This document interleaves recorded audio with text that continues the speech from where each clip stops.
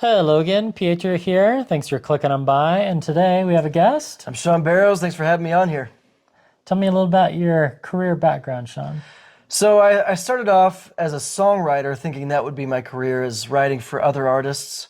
And then as I kind of started pushing more of my own song content to a growing fan base, that was kind of just the grassroots thing. I got encouraged to do American Idol, and then from there became more of a singer-songwriter for a while, touring and all that kind of stuff. And then from there went to film composer, and then now to author. So that's kind of the main thing now is I wrote a musical book, so that it's kind of an outlet for my songs and my stories at the same time. Because I always had more of a storytelling element to my songwriting, and I never really had the right stories to put it to. So I finally just decided to write the story and put the songs to my own story. That's kind of the idea.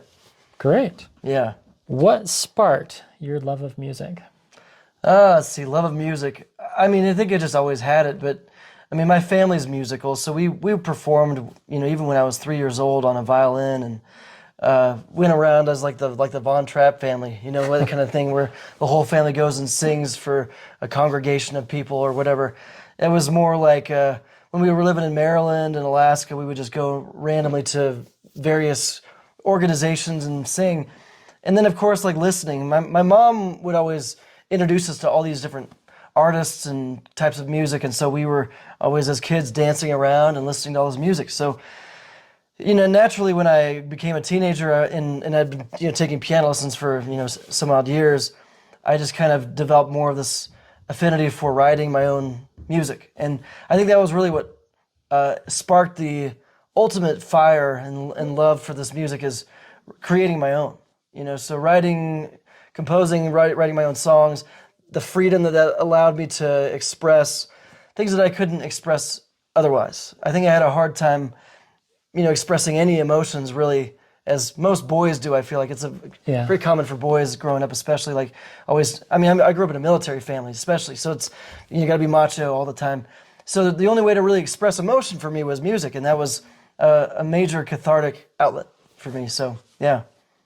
Have you felt, since you started writing music, that's one of the best ways you can deal with stress from life? Oh yeah, absolutely. It not only reduces stress, but it reduces anxiety and depression. Those are two of the things that I've always kind of struggled with. And having music as an outlet, whether listening or playing or performing, it really balances out my emotions. So it gives me some understanding to my emotions. I mean, there's all these moments I'll have where I'll just feel conflicted, and I don't know why. Some chaotic emotion inside, and I can't really figure it out. It just makes me down, and it makes me withdraw and isolate. And then I listen to music, or I play some music, and it's like, oh, that's what I was feeling. I just didn't really understand it. Now that I understand it, I can just express it or tell people or just feel good about it, knowing that I understand it at least. So yeah, huge stress reliever. I had that happen to me last week. I didn't know why I was upset, so I went swimming, and whatever I was upset about washed away in the water, because after the workout, I felt better. Yeah. And then I wasn't upset anymore. Yeah. Awesome. Yeah, exercise can do that for sure. Yeah. Out of those places you've lived, which one was your favorite growing up? I know some of them might not have been for very long because of the military. Military, it was 3 years each, and I mean, I would say Alaska was really cold. The summers were beautiful, but the winters were very bleak, dark and bleak. I mean, you're just talking like no sun for 4 months or something like that. Especially when we were in Fairbanks in the middle of the state. I think every place had its pros and cons. Alaska was like the wilderness. You go out there, and if you really want to venture in the outdoors, Alaska is one of the best places to be in the outdoors. But the winters are terrible. So like Maryland. I think the pros and cons of Maryland, I like the humidity better. I like the East Coast vibe, a lot more musical, a lot more artsy, but it's also more crowded, and it's just not as much space. I feel like there's a lot less space out there. Utah is wide open.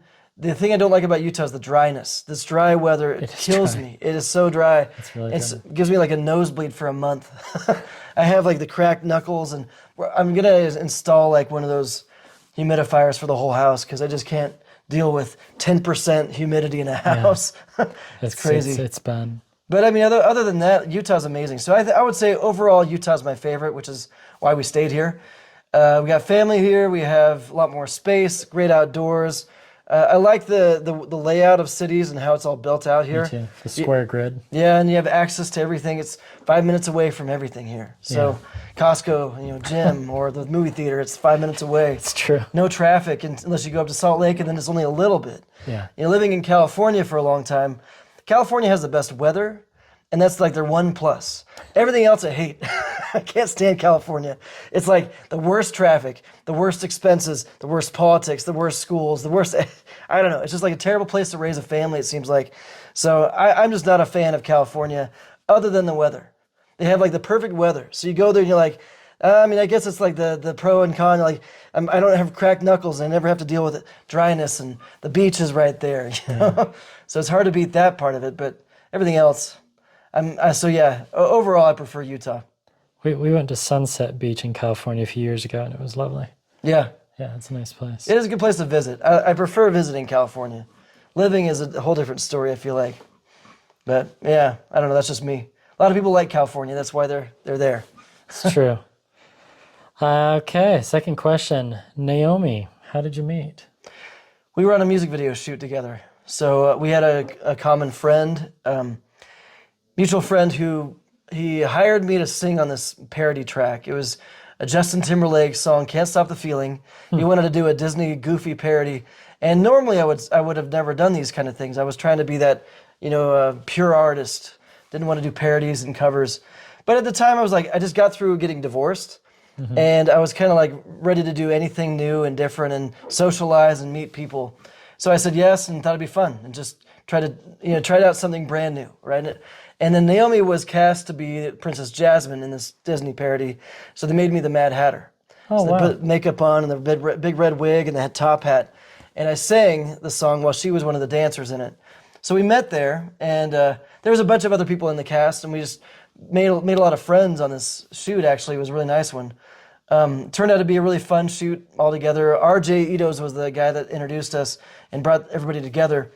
And it was, a great shoot. I kept in touch with her. She went to Florida the very next day for an internship at Disney World. And so we just kind of kept in touch via Facebook. And I kind of was I was interested in her. I wanted to ask her out, but she left. So I didn't want to, scare her away, and I just kind of messaged her about maybe doing a collaboration, do a live stream with me, something like that, where it's like, hey, you seem like you'd be fun on camera. Try to play that off, And then eventually I just said, you know what, I'm just going to straight up ask her out. So right before she got back to Utah, I just said, you know what, we can do a collaboration, fine, but can I just ask you on a date? And she just was taken aback by how straightforward that was, but she said yes. So we went on that first date, and we've been together ever since. So that was 2016. That's awesome. That's my story's different. I won't go there, but no, still, it's always fun to hear how people meet. Yeah. Okay. Well, so I will remember not to be afraid to expand my horizons. I don't know if I could do a parody, but Yeah, it was fun. I mean, I met one of my two of my closest friends from that shoot. Nephi Garcia, he's a dressmaker. He lives in New York now, but he makes dresses. Very amazing, incredible designer. And then Billy Mann, he was the Deadpool in my Spidey Beats duo for a year and a half after that. And I met him on that shoot as well. So we ended up doing this whole comedy routine. We still keep in touch. He voiced one of the characters in the book, in the audiobook. He's the voice of Philly Docker. So if you've read, I don't think you haven't met him yet. That's chapter 6. Yeah. So in chapter 6, you'll meet the friendship. Nice. There's a foursome friendship in this book that's kind of like a tight-knit friendship. And Philly Docker is one of the main friends. And so Billy is this comedian, very much like a Adam Sandler meets Jim Carrey, but he's younger now. He's a young version of them, and hilarious. I mean, his dialogue in the audiobook is just so fun to listen to, start to finish. He nailed it. Like we tracked 80 pages of dialogue, Wow. and he did it in 2 hours, and I haven't had to do a single retake. I've been listening to it over and over again. I'm like, man, it's like perfect. He nailed it. So almost all the other actors, like even like these really well polished, video game actors and Disney Plus cartoon actors, I've had them do retakes. Yeah. Because they didn't, they missed the emotion. They did a good job, but they just did it differently than what I wanted. But for some reason, Billy just nailed it. Well, in voice acting, from what little I know, I've talked to the man behind the camera, Corey, and just because you're a good actor doesn't mean you can transition to voice acting. Right. And vice versa. Different, like, okay, yeah. you're a voice actor, that's great. Yeah. But now we need to see you. Right. And so that's really cool. Yeah, it's different talent. When do you think the audiobook will be done? That's a good question. I've got 9 chapters left to edit, and then I've got some final mixing and sound effects, and I'm going to probably score pieces of it. I don't want to score a lot of it because I don't want it to be too in the way, but I will have little musical things going throughout. So I'm hoping to have the whole thing done in January, still to launch in January, but it might be as late as February. That's Nice. I mean, it's one of those where I don't want to rush it. I want it to be done right. Yeah. But I am going as fast as I can to knock it out. So Very cool. it's almost there. It's getting really close. Well, I will definitely give it a listen. Cool. Yeah, my favorite thing is to listen to the book and read it at the same time. Oh, yeah. I know it's Read along. Yeah. weird, but that's one of my favorite things I did with the Harry Potter. Oh, yeah. Nice. Yeah. Yeah, the nice thing about this one is it's full cast, so it sounds like a movie. Yeah. That's kind of the idea. It's called a graphic audiobook. Very cool. And there aren't very many out there like that. Publishers don't really pay for it unless you're already a big author, a big book, which is the main reason why I didn't go with a publisher with this first book, because I knew they wouldn't let me do that. So I decided to just go self-publishing route and do it my way, and then hopefully for the follow-up, I wouldn't mind, considering publishing at that point after I've already established what I want to do. Well, it's nice to have full control over your creation. Yeah, exactly. That's really what I needed. As a composer, as a writer, I'm always hired for various projects, and I don't have a lot of say in those. I just kind of have to do what the director says or the artist says, and so I'm just beholden to their ideas. And even though I might have this brilliant idea, and I'm really in love with this idea, and then I could give it over to them, and they say, "No, it doesn't fit." And then I just can't do anything about that. Yeah. So that doesn't give me that creative outlet that I need. Whereas this one, it's just like, well, whatever I want to do is what I do. So it's just what I want to hear, what I want to see, what I want to read, And that's nice for a creator to have that outlet to where it's a pure form of art, Whereas a lot of times you don't even have influence. Right. There was it was a couple months ago, some company in Germany contacted me, wanted me to make a video of their smart lock. But they didn't want me to post it. They just wanted to make the video, give it to them, and then sign away all rights to it. Yeah. For like a couple $100. And I had no idea what they were going to do with the video. I had no idea. Right. I'm like, no thanks. Yeah, they could they could do whatever they want with it, make you look terrible. Yeah, they could totally make you, draw, they could just deface you. Yeah, I did. So I talked to my wife, and no, let's pass on that. Yeah, right. Yeah, we've had to pass on some sponsors for Naomi's TikTok for the same reason. Just doesn't fit her brand. As a female creator, they're always trying to push risque stuff too, and she doesn't want to do that. She wants to stay family friendly, and so anything that pushes those boundaries, we have to say no to, even if it's like a good payday. Just gotta say no because it doesn't fit her brand. Hold out for Bausch and Lomb. Yeah, that's right. Ralph Lauren. That's right. There we go. The Paradise Planets. What inspired you to write this book? So I had an idea. It was a flight back from Louisiana. I had just spent the whole week on the set for an animated music video, or animated film, musical film. And I was tasked to compose the score and the songs for this film. And so as I was watching the animation and figuring out these ideas of what I wanted to put into the film, it just kind of got the creative juices flowing, and also just the ideas of, I guess somehow that opened up different ideas. And this story has nothing to do with that film. Like, it's completely unrelated. That was a Christmas movie about Jack Frost or something. Anything of the kind.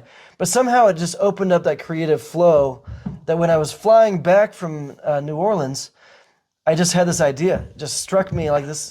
I've never heard of a book or a movie that has this in it and this kind of thing and the music in this format, or the Paradise Planets with 3 planets, and this kind of utopia dystopia mix. Yeah. Things like that, where I always kind of felt like most dystopian books don't have a lot of hope in the end. You're like, even though there's a victory in the end, it's kind of like a anti-hero victory or anticlimactic victory, where it's like, well, yeah, but they're still kind of in that world that's terrible. And so I wanted to create something that was different, and this idea just hit me as this flight, as flight took off, and I pulled out my laptop and I just decided to write down whatever was coming to my head, and I wrote 20 or 30 pages of just ideas, just nonstop. It was like 3-hour flight, and I just kept on going and going until like the battery wore out, and oh boy, Maki, Hi. what are you doing? We're about to have a little cameo. That's right. Question 4. What was your motivation to finish a book? And the reason I ask that, I find that it's a lot easier to start something than it is to finish it. Yeah. I do like to think that I finish most of what I start, but I'm sure there are lots of things I don't. So, that's probably, there are a number of projects, that's true, like that I have geared up and revved the engine and gotten some traction to, and then stopped because I didn't get the traction that I wanted or whatever it was. In the case with the book, the idea was there. It wakes me up at 3 a.m, even now. Yeah. Like with ideas. I'm like, oh, I got to add this to the world building. Oh, this needs to go into book 2. It's just something that never let up. For 4 years, it's always there in my mind as this is the world I kind of want to live in. So it's my escape. Yeah. So every time I read anything that's like chaos, it's bad news, whatever it is that's out there, that's whether it's personal or in the world or whatever it is, I'm like, I need an escape. Well, no greater escape than the world I actually just built. And I can just go there in my mind and be around all these people that I've written about because they're real in my head. They feel very real. All these characters and all these scenarios and the technology that we've invented. I'm like, well, where is that? I just need to grab one right now. I kind of feel like I need to wear a siren suit, and things like that. So it's just kind of the ultimate escape for all the issues in the world that we face, or whatever it is that creates angst, anxiety, depression, anything like that. It's my outlet. So I had just kept on writing it, and I wanted to finish it. Mostly just because it just the story had a natural arc to it. It just kind of led me there. So I just needed to keep writing it. Awesome. Tell us about your thoughts on ebooks over the last decade. I love where they've come. I think it's so much more accessible. It's a lot. The format's really improved so much. It's so much easier to read. Yeah. And I love that they have like the layout that looks like a page, so it doesn't look like it's too hard on your eyes. It's so easy to hold. You can have thousands of books on one tablet instead of a library, which I like the physical books still. I like the feel of the books, but it's just fun to do both. I think both are great. And I think having a tablet that you can just go swipe through pages is so much easier to, so much more mobile. If you want to travel somewhere, you want to take it, like, you don't know which book to bring, so you just bring 20. And you can, whatever one you're in the mood for on the beach, you can just pick out of those 20, So even before you came out with the paperback hard copy, you were already planning on doing an ebook version. Yeah, okay. Oh yeah. Nice. Yeah, I was always planning on doing ebook and audiobook. Those are like the formats that I thought would be the most accessible. The paperback was more for like the hardcore fans or the people who just there's an audience that just has to have a physical book in their hands. Yeah. So that's great. That's kind of like CDs and vinyl records and stuff like that. Some people just want the vinyl record. They don't want the MP3, the Spotify streaming. I like the vinyl record. That's me. So I figure there's a little bit for everybody, and the hardback is coming. That one's not done yet, but it's I'm waiting on the reviewers. Yeah, you have to have 3 or 4 editorial reviews to list on the back, and so those are coming in. I've just sent it out to all the editorial outlets, and we'll see who comes back. But that's what we're waiting on right now is that then the hardback is going to come next month along with the audiobook. Cool. I will wait for the hardback. Yeah. I'm excited for that one. Cool.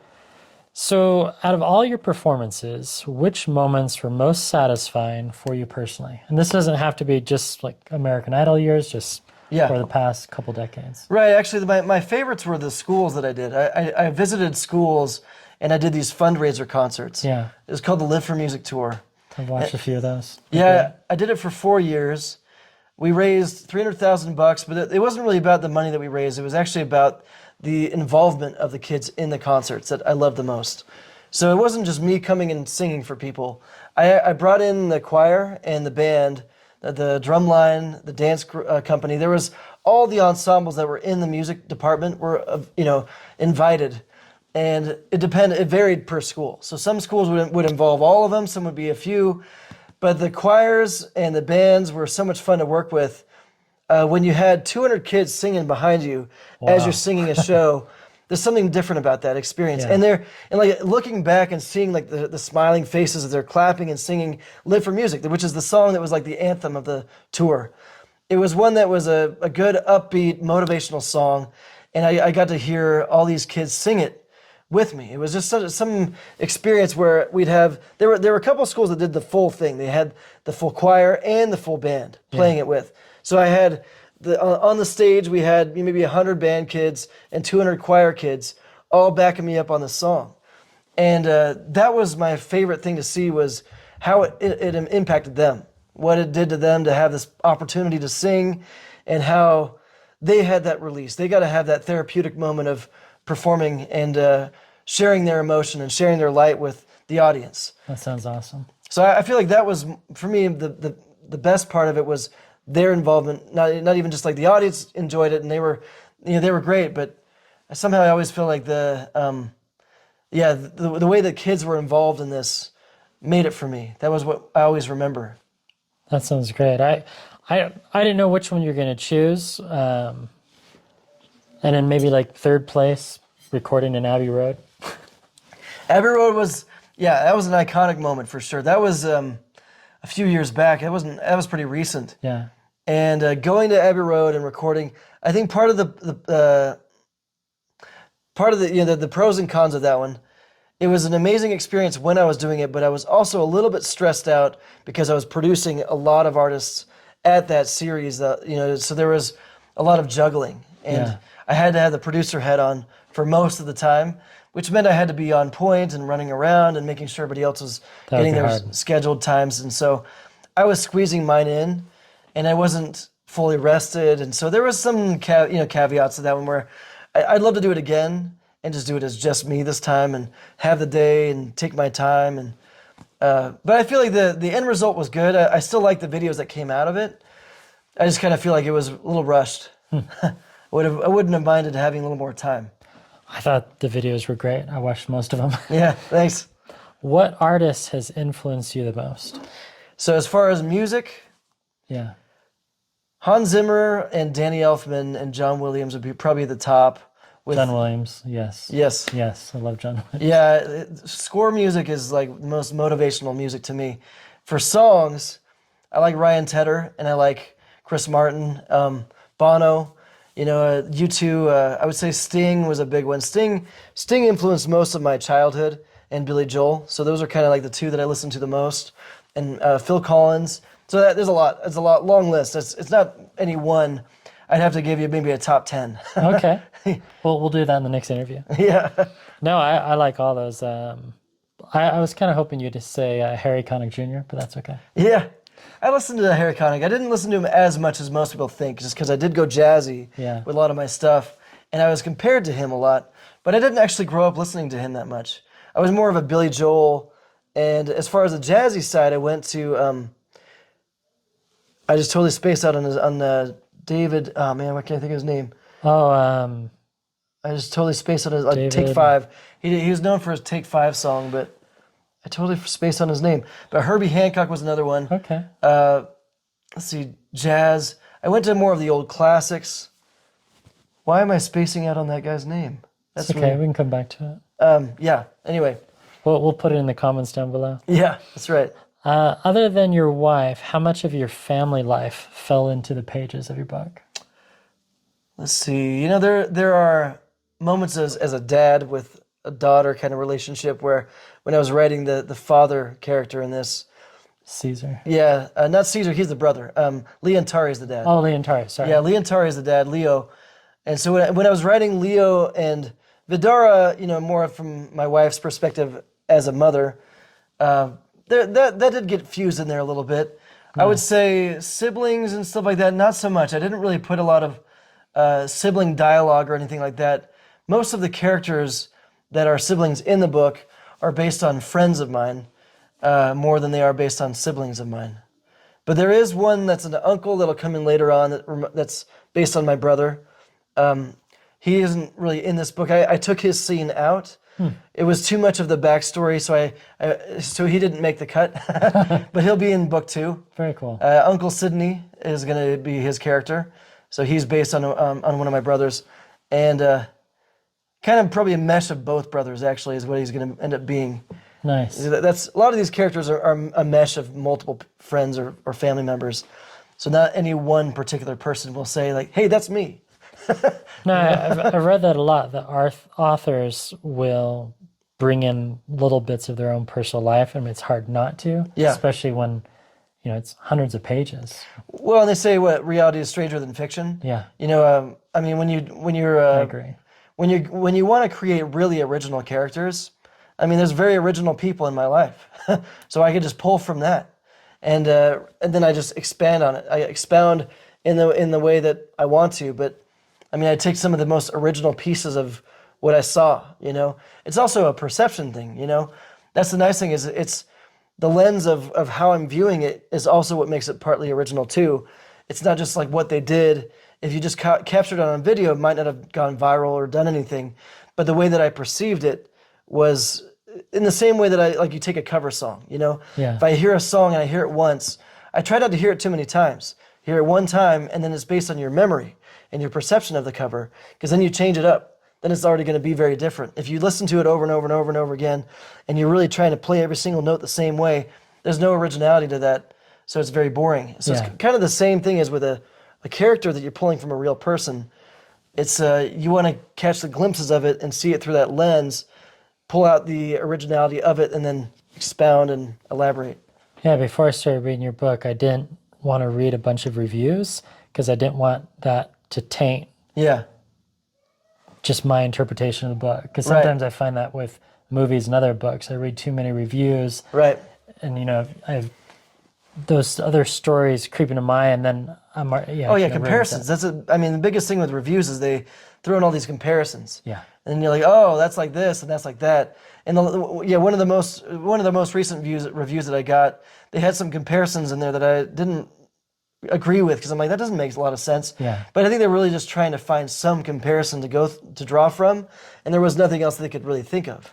So they just found something that was really vague. And I think sometimes, especially with the stuff that I review, sometimes this can be best not to compare it. Right. Just review it as the book itself. Yeah, I know. That's as a creator, that's what we want. We don't really want comparisons, because the worst thing we want to hear is like, oh yeah, your song, it's just like this guy.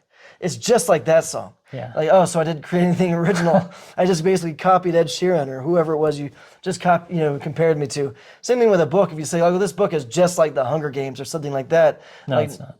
No, I mean, you definitely want to step back from, when you're creating something, to create something original. You don't want to be reading one book over and over again. I'm just going to read Dune 20 times as I'm writing this book, because then you're just going to write Dune. Maybe 5 times. Yeah, that's right. Yeah. So, I mean, you always have to step back. And so the worst thing you want to hear is how it's just like this book or just like that book. You want it to be its own creation, its own life. Very nice. Step back in time, American Idol tour. What was it like to be on tour for 8 years, and what did you learn from that? So, I mean, there's a lot of different things. Part of that tour was the high school tour. Yeah. There was a European tour.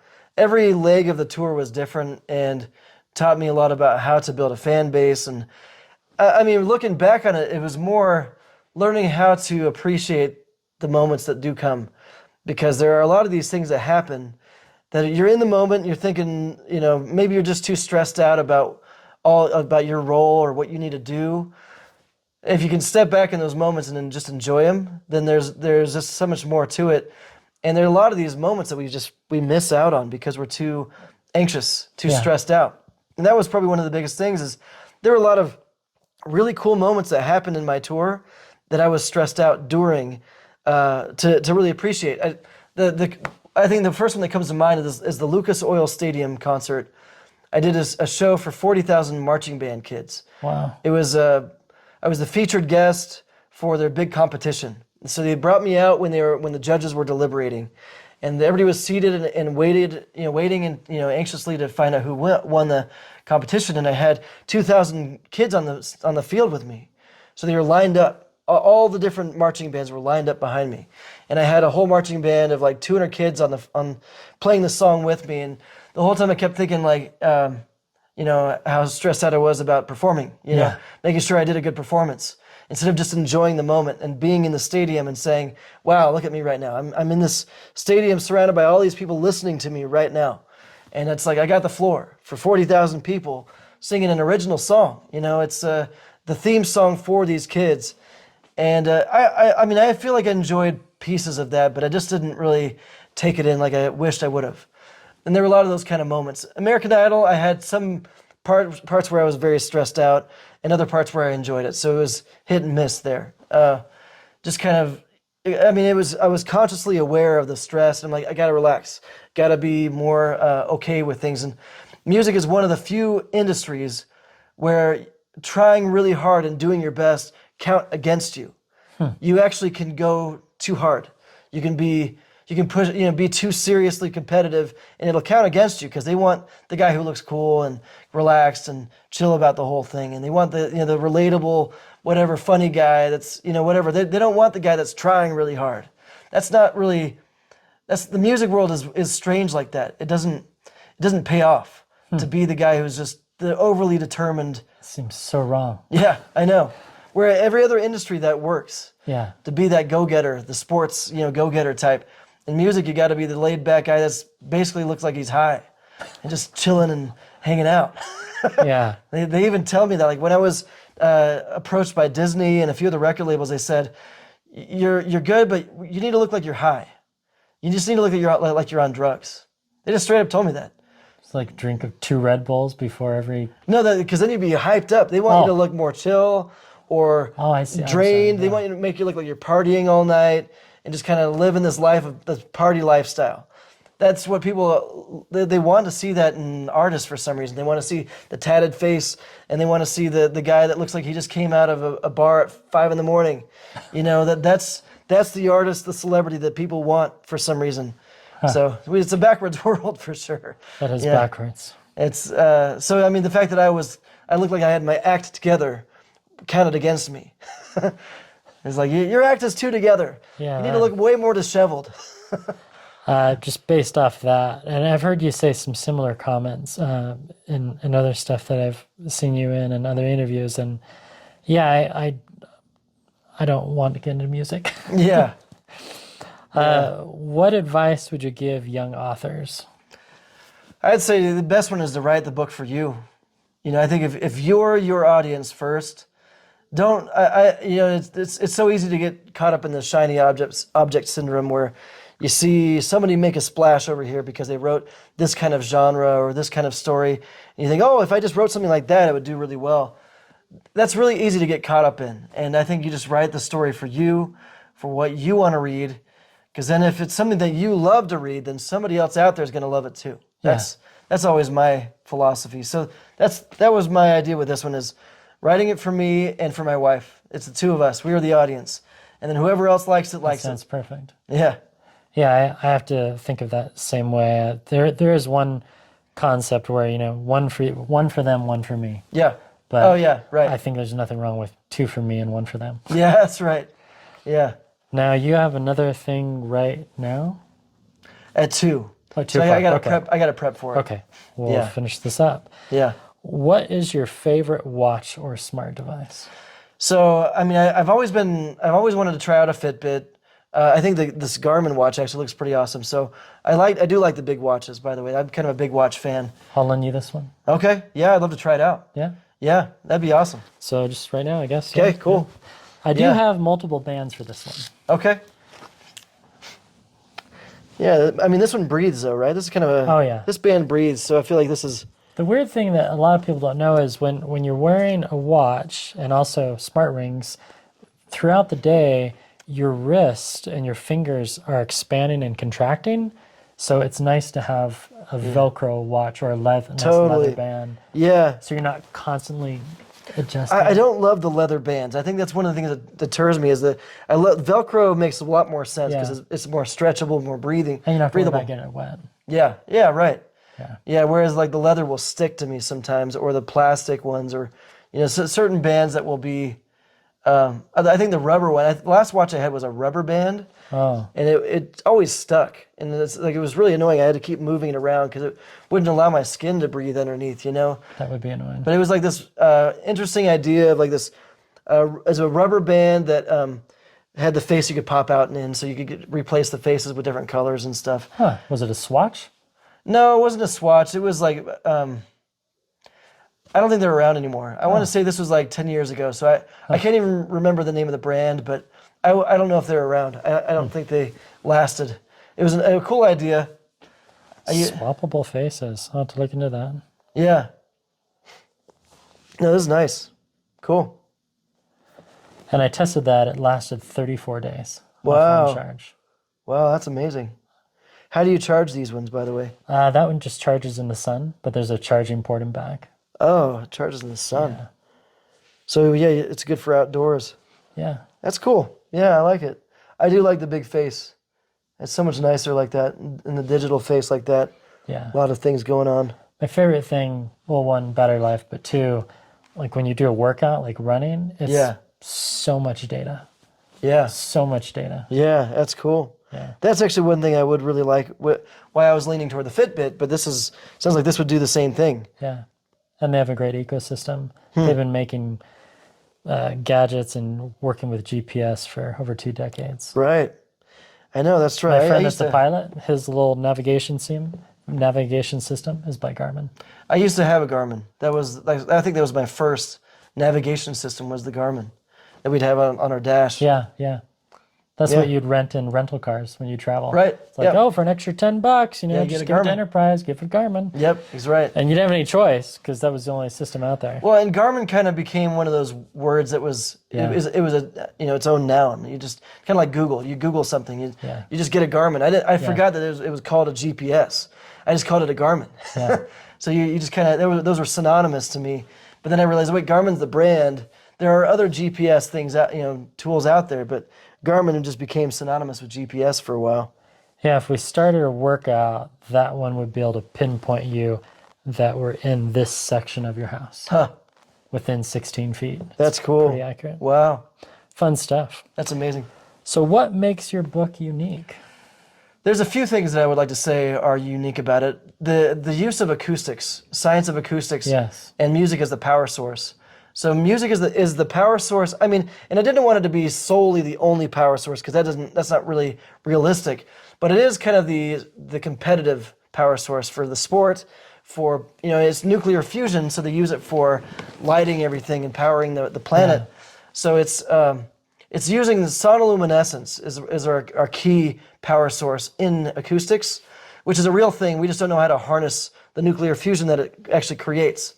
So I took current science of acoustics and just added 100 years, added some fiction, and then turned it into more song-based rather than frequency-based. Mm-hmm. That was my use of sound. And then the mix of dystopian and utopian, like we talked about a little while ago, I think that's kind of unique to have a semblance of hope, like an actual ending where it feels like this is well, Lord of the Rings kind of did that. Lord of the Rings had that faraway lands, the elven shores that they could go to, where it felt like they were just going to heaven. It kind of felt like they were going to some heavenly elven land. That's kind of how this one is, where it's even with all the issues of Middle Earth or whatever else, you can still take a boat and sail off into the distance to this beautiful paradise. In this case, it's a Rosenbridge portal that there is a paradise on the other side of this thing. But the difference with this one is we're going to actually go to paradise in these sequels. There's in the follow-up books, we'll actually go there and do a lot more in-depth study of this new setting, so people can see what paradise looks like, and then we'll give away like what that'll look like, because that'll give away what you haven't read yet, and book 2, of course. So No, thank you. the overall arc, but so the dystopian utopian blend is unique. There's I think there is the family drama, which isn't as unique, but I do love the idea of having an average hero, not a hero that excels at something, that's the best of this, or the smartest, or gifted, or the chosen one.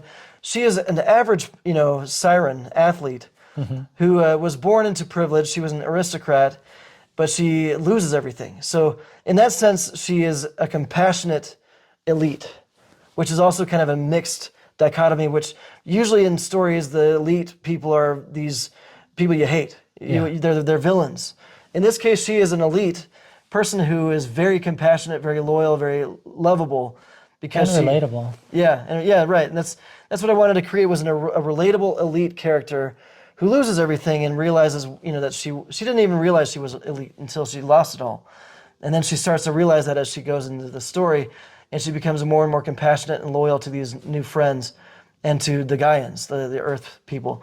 So I feel like that is also unique in that blend of the aristocrat turned humble, compassionate character that is who is also just the average person who has to truly work to be the hero.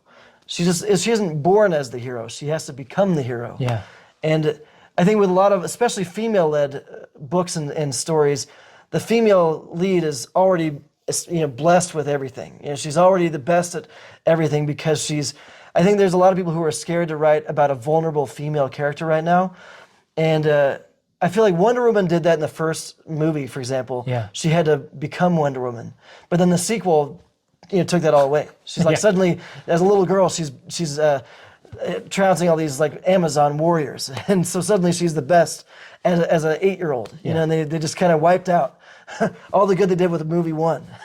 So in this case, I wanted a hero who was average, who had to actually be determined and will it to happen and become whether the best or something that was heroic that really makes her that protagonist that you root for and see. And that's where I feel like Lord of the Rings did a good job of that. Yeah, Frodo, Frodo being the hero, he's a hobbit. Yeah. And I love that the element of making the hobbits the heroes. They're the small people, the ones that like everybody discounts. Nobody even considers them as a potential for anything. Yeah. And yet they're the ones who save the whole of Middle Earth. Oh, and Frodo did not have any special powers, and he was always making mistakes. Oh, yeah. And he just had a very loyal friend, and Sam. So, and the other, hobbits were just these, they became like Pippin even. Like Pippin, who was like the fool of a toque, right? Yeah. Who just becomes a hero in his own right by defeating Isengard. By leading Treebeard over there and having this great, brilliant idea. And a Pippin of all people, right? So I love that. I feel like Lord of the Rings is probably my greatest inspiration of any story. Even though there's nothing really similar there, I just love the friendship, and I love that there are these heroes who come out of nobodies. Yeah. And that way it's like anybody can be a hero if they truly wanted to be, if they truly wanted to, if they were determined enough to become that. And lastly, why should people read your book? I kind of answered that in the last question. I think so. Yeah. Well, awesome. Well, you have another thing to get to. Right. So we'll wrap this up. Thank you so much for your time, and thanks for willing to let me interview you. This is new for me. I hope to do more. Yeah. I hope to come back for book 2. Okay, let's do it. Yeah, thanks for having me on here. And if you have any comments, I've known Shaun for a few years, so if I can't answer the question, I'll ask him, and we'll get your pithy comments and your pithy questions responded to. Thank you so much for your time, and we look forward to book 2. But for now, The Paradise Planets, The Fallen from Paradise, you can get an ebook, and also the paperback, and the hard copy is coming out soon. Thanks for watching. Goodbye.